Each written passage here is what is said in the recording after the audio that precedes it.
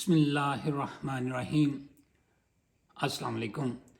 या अल्लाह दरूद व सलाम के फूल निछावर फरमा जनाब मोहम्मद पर और आले मोहम्मद पर। आंखों देखा आमिर बेग के साथ हाजिर खिदमत है। दोस्तों, इलेक्शन से 2 दिन पहले मैंने एक कॉलम लिखा था, मामूला बमुकाबला बाज। मैंने आपके सामने कुछ गुजारिशात पेश की थी। 1980 की दहाई में मेरे शहर रेनाला खुर्द में बल्दियाती इलेक्शन हुआ था, जिसमें एक फैक्ट्री वर्कर हाजी असदुल्ला और फैक्ट्री ऑनर सैयद मोहसन शाह के दरमियान मुकाबला हुआ था, जिसमें ममोला जीत गया था। उसी निस्बत से मैंने हल्का NA 155 लोधरा के इलेक्शन की पेशीन गोई की थी। शुगर किंग जहांगीर तरीन बामुकाबला मिडिल क्लास राव मोहम्मद कासम, जो कि PTI के एक कारकुन की हैसियत से तीसरी चॉइस पर मजबूरन नॉमिनेट हुए, क्योंकि उससे पहले PTI के 2 मजबूत उम्मीदवारों को जहांगीर तरीन ने अपने असर रसूख को इस्तेमाल करते हुए अपने हक में दस्तबरदार करवा लिया था। राव कासम खूब लड़ा, खान साहब ने ममोले को बाज से लड़वाया। मुफाहमत न सिखा जबरे ना रवा से मुझे, मैं सरबकफ हूँ लड़ा दे किसी बला से मुझे। इमरान खान के शऊर ने इतना हौसला बख्शा कि राव कासम बला से जा टकराया और कामयाब हुआ। जहांगीर तरीन की उम्मीदों पर नलके के निशान का पानी फेर गया। जहांगीर तरीन NA 55 से न सिर्फ राव कासम से हारे, मुल्तान शरीफ से आमिर डोगर ने भी उन्हें शिकस्त फाश दी। अब यही हाल नवाज शरीफ के हलके का भी होने वाला है। मैं उस हलके में 4 साल रहा हूँ।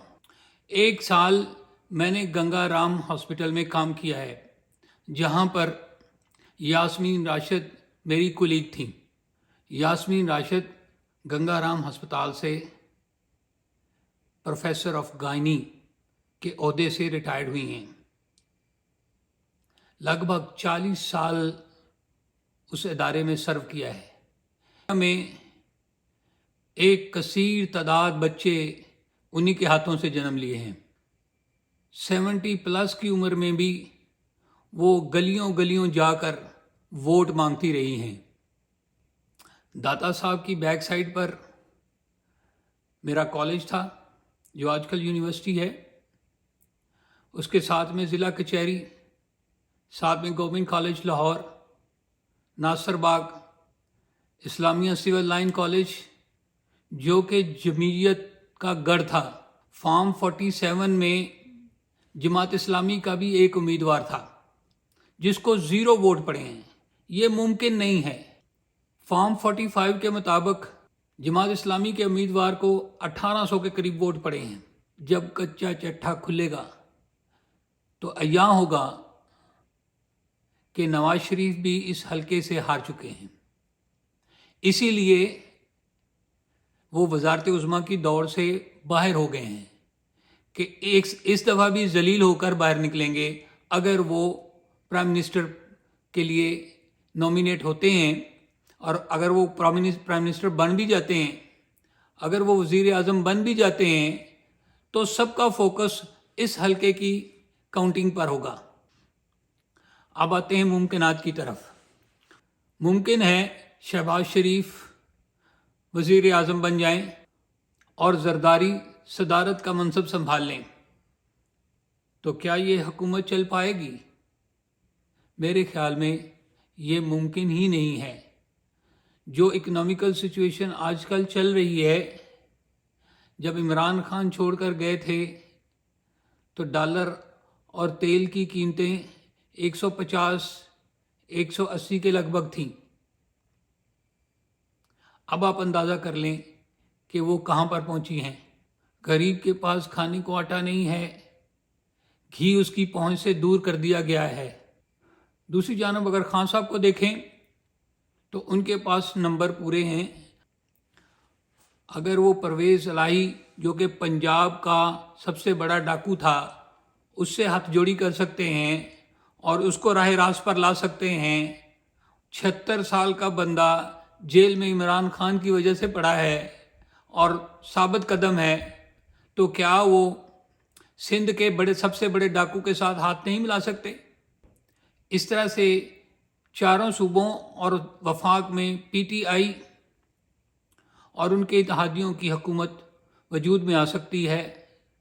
زیادہ تیز چلنے کی ضرورت نہیں ہے، آہستہ آہستہ اردوان کی طرح سب مشکلات پر قابو پایا جا سکتا ہے. عمران میں کرزما ہے، وہ فارن انویسٹر کو بھی پاکستان میں لا سکتے ہیں، وہ ریمیٹنسز کو بھی بڑھا سکتے ہیں، وہ ایکسپورٹ کو بھی بڑھا سکتے ہیں اور عوام کو بھی وہ تسلی کے 2 بول دے سکتے ہیں. عوام میں ان کی جڑیں ہیں، اکثریت ان کو فالو کرتی ہے، عوام ان کی بات سنے گی. مجھے، اپنے آپ کو، فیملی کو، ارد گرد کے لوگوں کو، پاکستان کو اپنی دعاؤں میں یاد رکھیں. بہت شکریہ. اللہ حافظ. وہ ٹیکس ریفارم کر سکتے ہیں، وہ الیکٹورل ریفارم کر سکتے ہیں اور مقتدر حلقوں کے ساتھ بھی ان کی بنتی رہی ہے. اب وہ پچھلے دور کی غلطیوں سے بھی سبق سیکھ چکے ہوں گے اور مقتدر حلقوں کو بھی اس بات کا احساس ہے کہ اگر کوئی پاکستان میں ایک معتدل اور مقبول عام حکومت کر سکتا ہے تو وہ عمران خان ہی ہے.